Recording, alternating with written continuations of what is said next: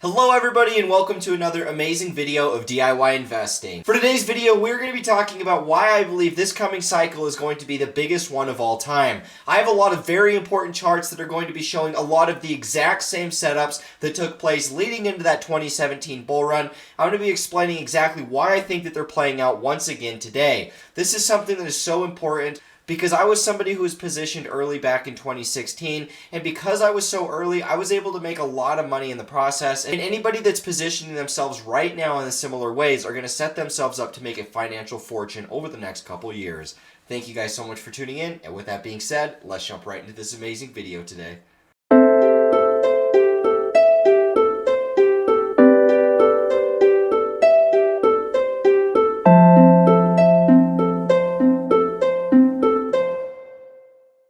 Alrighty guys, so here we are to start off today's video, and we're going to get straight into it. We're going to be comparing Ethereum from the very first cycle it ever had in 2016 and 2017 to what we're seeing in Ethereum today. And I find this so amazing because once you start to be able to see this, it starts to really take shape that we really are destined for a 2017 type of bull run. And there's so many different things that we can look at that are telling us this exact same thing.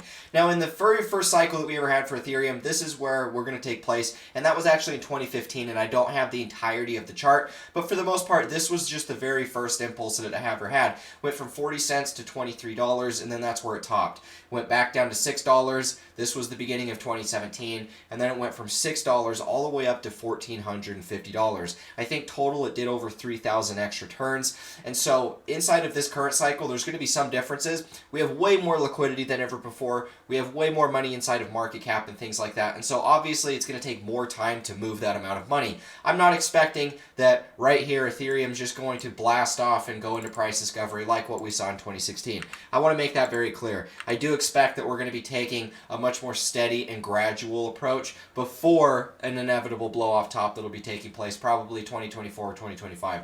So first things first, let's talk about the similarities, because I think that this is what's super interesting. When Ethereum made its first leg up, this is literally the same exact type of move that it went through. It rallied up, we made this short-term high, then we topped, corrected back down, made almost this exact same sort of corrective phase, and then we went for our final top of that cycle. What I find super interesting is all the way throughout here, both of these charts look the exact same. The difference here is we saw a little bit more of a parabolic blow off top, but we still saw Ethereum break all-time highs and go into a final top nonetheless. We come back down, we go through this sort of ABC correction, but right here we make an attempt at a breakout, bull trap, and then we fall to our final sell-off. And this is very similar to what we went through in 2022 in that summer sell-off. And then this takes us to our final capitulation. Now, I genuinely believe that where we're at today is in a similar sort of accumulation leading into a build-up of a move of 2017. I think that in the short term, Ethereum itself is going to catch a lot of people by surprise. I think in the short term, it's going to be rallying all the way back up to about $3,000 to $3,500. That's where I think that Ethereum is going to be headed on this next leg up when crypto takes off. And this is going to be a huge impulse to be able to trade. I don't think we're just going to break out and go straight to new all-time highs. But a move like this up to this level, and then for us to actually consolidate back down, you know, we can take some period of reaccumulation before we get that next leg up. But nonetheless, I still think that that's the leg that we're going to be taking. We're going to be coming upwards of about $3,000 to $3,500. And then that's where we're going to begin the next stages of us actually creating, you know, an inevitable foundation before new all-time highs. Now, what I find super, super interesting in all of this is the fact that if we come over here and we're looking at the total altcoin market cap chart, we see almost the exact same sort of setups over here as well, which would make sense because this chart actually predates Ethereum. This goes back even further than the existence of Ethereum. But what we see here, keep in mind that the very beginning of 2016 is right here. And this is literally where Ethereum comes onto the scene, is right here in this move. So this total altcoin market cap chart, because how much dominance Ethereum got back then, this is actually where we sync up to that exact chart. And this leg right here is the same as this entire consolidation right here, right? And so that's where we start to see the same similarities with Ethereum. But even before all of that, if we're comparing the long-term cycles, looking at the entire price history of altcoins, we actually have this exact same sort of setup predating Ethereum all the way back over in here, where we went through this exact same sort of consolidation. And that's what I find so interesting is not only does Ethereum look very much the same as it did right before that 2017 bull run, But when we look at the total altcoin market cap, its chart also looks very much the same as it did right before that 2017 bull run. And if we go even further back to 2015 and 2014, even into 2013, we see that it's continued to follow that same price structure. From the point that we topped at the all-time highs, where we first started to sell off in here, takes us to this consolidation, to our final capitulation. Same thing here. We make this ABC back up. Same thing happens here. Correct back down onto support, correct back down onto support, bull trap, fake out, final support retest, and then we break out and make this cycle up. So what I find so interesting is not only do we have the exact similarities between Ethereum, we have the exact similarities between the bear markets as well. And this goes back even further than the existence of Ethereum. And so when we're looking at what's happening today, we see that in the same way that in 2015 to 2016, we broke out of the prior all-time highs of the last cycle, and then we spent, quite a while consolidating on top of those prior all-time highs. This is what created the foundation before we got price discovery in that massive expansive move of 2017. So in our current cycle, we do see the same sort of stuff. It's just taking more time to develop, and that's what I think is going to catch most people off guard, is most people aren't going to be expecting anything like this. And I think that a lot of that has to do with the fact our last cycle wasn't very big, especially when we're comparing it to what we saw in 2017. And I think a lot of that has to do with the fact it takes more time to get the same type of moves into price discovery, those expansive type of parabolic rallies. And so our entire last cycle was us just building a foundation, just barely breaking all-time highs and then retesting those all-time highs as support. And that's what's going to be taking shape for our foundation before that massive all-time high move. And so I think that that's what comes inside of this current cycle. And it would make sense that, if Ethereum itself looks very much the same as it did right before that massive 2017 bull run, it would make sense that if we come and take a look at the all-time history of altcoins, that they also look exactly the same as their very first cycles as well. And we can see that all the way throughout here. We continue to repeat the same patterns over time. And that's what I find so interesting about crypto. I don't know why it does this necessarily, but altcoins of old end up bringing in new value for altcoins of new. As the new altcoins get added, they create their own developing technology. And then they actually mimic the same price structure as what older altcoins have done. Ethereum has done. We just talked about yesterday how Metis looks a lot like early Ethereum and Ethereum's very first bear market. And we see all of these repeating sort of cycles. And so to me, it makes sense why we're seeing all of this stuff. And what it's telling me is that we're about to have another one of these massive type of bull runs. And so anybody that's positioned early ahead of time to be able to capture the majority of this move is going to make a lot of money. And in my opinion, we have all of the things that we need to see for a true mainstream type of bull run, which we didn't quite see in the last cycle. We were close, but and don't get me wrong, I think that we're very close, if not right now on the cusp of having that cycle.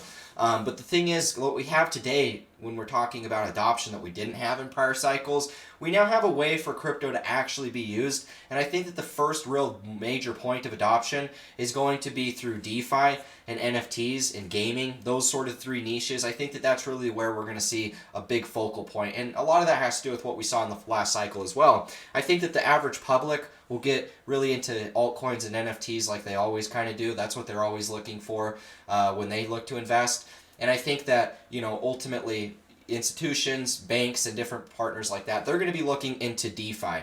And in the last cycle, that was the first time we ever even had DeFi come onto scene. When we first made this massive move into price discovery, that was the first time that DeFi ever even was a thing for the most part. Yes, we can go back and look at certain protocols, but for the big part and majority, we didn't really see a true narrative behind DeFi until this move here. So that shows you how early we still are. I mean, if the main factor of crypto being how to make it yield, how to make our money tokenized and all of that stuff isn't even being used, or we aren't even using it and we're inside of crypto, then how are we supposed to get mainstream adoption? And so because we had NFTs, that kind of sets the stage for gaming. That kind of sets the stage for the average retail investor that maybe doesn't really care a whole lot about blockchain or crypto or anything.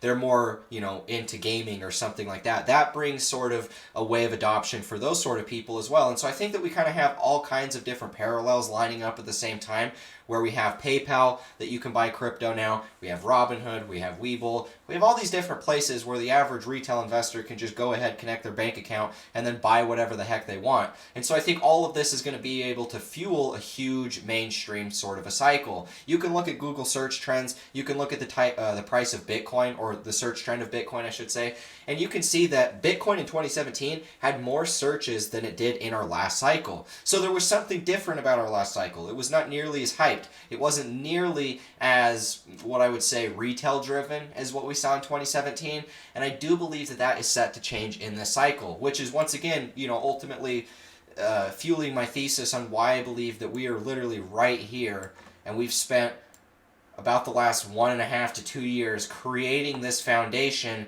before that massive bull run. And so to summarize my final thoughts here, do I think that we're just going to instantly break out and just go straight up? No, I don't. I think that it's going to be a little bit more gradual. I'm not expecting just a vertical price action, but I do think that this cycle is going to be huge nonetheless. Some things that we could expect, and some things I've thought about personally, how do time factor into this? Because we always follow 4-year cycles, right? And if we're going to be following a normal 4-year cycle like we have up to this point, it's important to remember that inside of a 4-year cycle, it's 3 years up and 1 year down. So we would expect that since November, or technically altcoins bottomed in June, a lot of them, we would be expecting 3 years up from that point. And so that's really what we're going to be looking at once again. 3 years up is going to be taking us to the end of the year of 2025, and that's going to be the point of a blow off top. So what I find interesting is, how is our cycle going to stack up? Are we going to be just is it going to take 3 years just to get this move here? Or are we going to take 3 years to get the entirety of the move up? I don't know. But what I've thought about here is there's the very real potential where we could have an early cycle top. Normally inside of our 4-year cycles, like I stated, it's 3 years up, 1 year down. Where if we were to get what's called a left translation, where we actually top to the left side of the cycle, which is early, if we were to actually top early inside of the trend, then that would mean that we would actually have the inverse of a 4-year cycle, where instead of having 3 years up, 1 year down, we would actually only go maybe 1.5 years to 2 years up, and then we would start an actual 3 year down, 1 year up, inverse bearish 4-year cycle. So there's some different things that we can look at here. We don't know exactly what's going to happen. We do know that we have bottomed based off of 4-year cycles if we're looking at Bitcoin. So we should continue to stick to that trend until we're proven wrong. But I do think that if Bitcoin and Ethereum and all of these cryptos, I think that if they're breaking out and they're making all-time highs, and we haven't even got into midway through 2024 around that Bitcoin halving, I'm personally going to feel like we're actually front-running this halving. I'm going to personally feel like we're front-running the cycle as a whole, and we're going to most likely end up topping a little bit prematurely. That's if we're already breaking new all-time highs, we're already into price discovery, all the markets are already taking off, and we haven't really even got to that halving. Because up to this point, there's always been a period of reaccumulation and consolidation. It took us 650 days worth of sideways action right here before we ended up breaking out and going into new all-time highs. So there's always a period of reaccumulation that we need to remember. And so if we start to just instantly break out and go into new all-time highs, that's going to be something that we haven't seen in years past, and most likely that's going to have somewhat of a different sort of outcome that we wouldn't expect. And so that's kind of the way that I'm playing the market. Until then, I expect like we're going to see something like this. And I don't think it really matters so much, even if we end up topping early. It would actually make a lot of sense either way. But I think that we're going to have a normal 4-year cycle. I'm expecting 3 years up. I can't say that that's for sure going to happen. And the best thing that we can do is simply just look to take profits when we're up a lot, especially if we're sitting into new all-time highs. If we're making a normal sort of cycle where it's taking us a year to a year and a half worth of reaccumulation, we're getting closer to those all-time highs, like what we've seen in Bitcoin in years past, then at that point I will assume that we're just most likely going to have a normal cycle.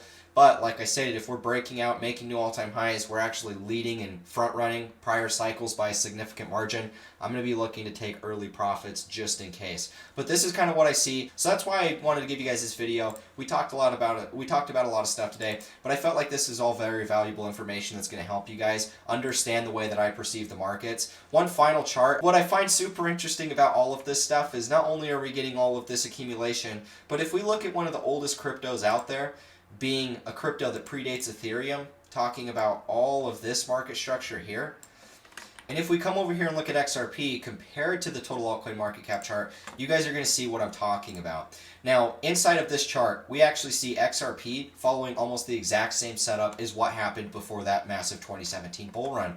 And it's also following the same setup today, which also further emphasizes why I believe this cycle is going to be like 2017. And we can see that here. Top, bottom, ABC up, ABC up, ABC down, ABC down, go through this sideways reaccumulation here, and then I think that where we're ultimately at is this point right here, where we're going to get a breakout of this trend line. We might ultimately get stuffed here in the short term, drop like this, but I do think that we're going to break out of this trend line, retest it as support, maybe get a break below for a second. But that's what's ultimately going to set us in for another one of those massive type of cycles. And it makes sense that all of these cycles are following each other, because if Ethereum, is following its 2016, 2017 type of bull run, and then we have XRP actually predating the existence of Ethereum by a long shot, XRP is one of the only cryptos that's still in the top 10 that actually goes all the way back that far. And if it's creating roughly the same exact setup as what it did before that 2017 bull run, and we're seeing all of these exact same setups playing out across the board, I mean, in my opinion, it all just fuels the same narrative that I've been preaching, that this cycle is going to be way bigger than prior ones. So anyways, guys, if you did find value in this, it's been a long one. I hope you did. Leave a like, comment, and subscribe. Hit the notification bell so you guys don't miss out on any new updates that I make. If you guys want to be able to follow what trades, what investments, anything that I'm doing with my money over the course of this cycle, you guys can actually sign up to my Discord server. Links are in the description to go ahead and join on my website. You're going to be able to go through there. You're going to be able to get access to every trade that I take, every investment that I pick, where I'm taking profits, literally anything that I'm doing in the markets with my money, you guys are going to be able to get lifetime access to. So if you want to check that out, links are in the description. Either way, thank you all so much for the support. I love each and every one of you, and I look forward to being able to trade this cycle with you, because I think it's going to be a big one, and that's what makes me so excited for all the people watching this channel. You guys are also going to be positioned very well to be able to capture the majority of this move. I remember 2017, it was the craziest time of my life, and if we can even get a fraction of what that was like, you guys are going to be set. And so I look forward to doing that with you guys. Thank you all so much for the support, and with that being said, I'll catch you in the next one. As always, peace out.